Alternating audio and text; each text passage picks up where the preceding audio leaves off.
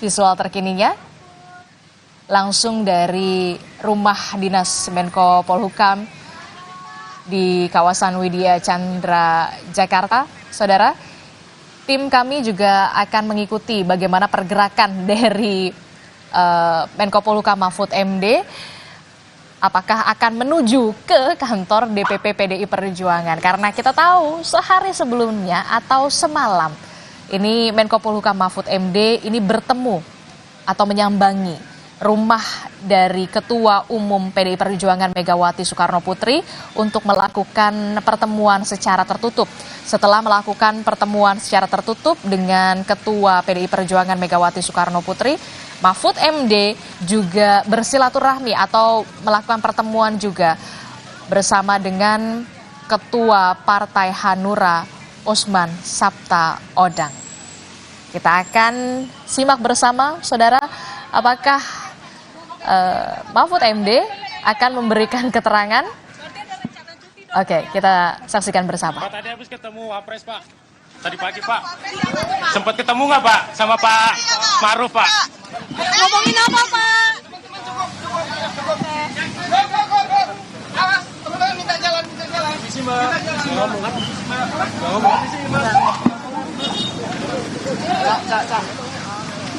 Tadi baru saja kita Mampus dah. Powerbankku jatuh. saksikan bersama bagaimana kemudian nama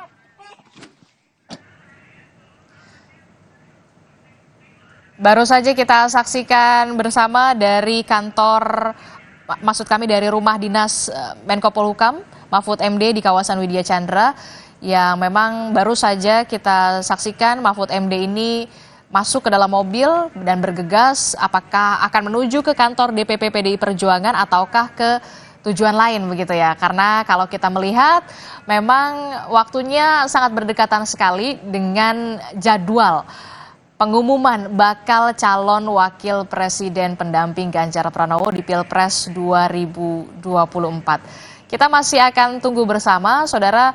Kita tahu nama Mahfud MD ini belakangan menguat masuk ke dalam radar bakal calon wakil presiden pendamping Ganjar Pranowo di Pilpres 2024. Sehari sebelumnya, kita tahu semalam Mahfud MD ini bertemu dengan Ketua DPP PDI Perjuangan Megawati Soekarno Putri untuk melakukan pertemuan secara tertutup, dan selanjutnya pertemuan dilanjutkan bertemu dengan Ketua Umum dari Partai Hanura Usman Sabtaodang, saudara.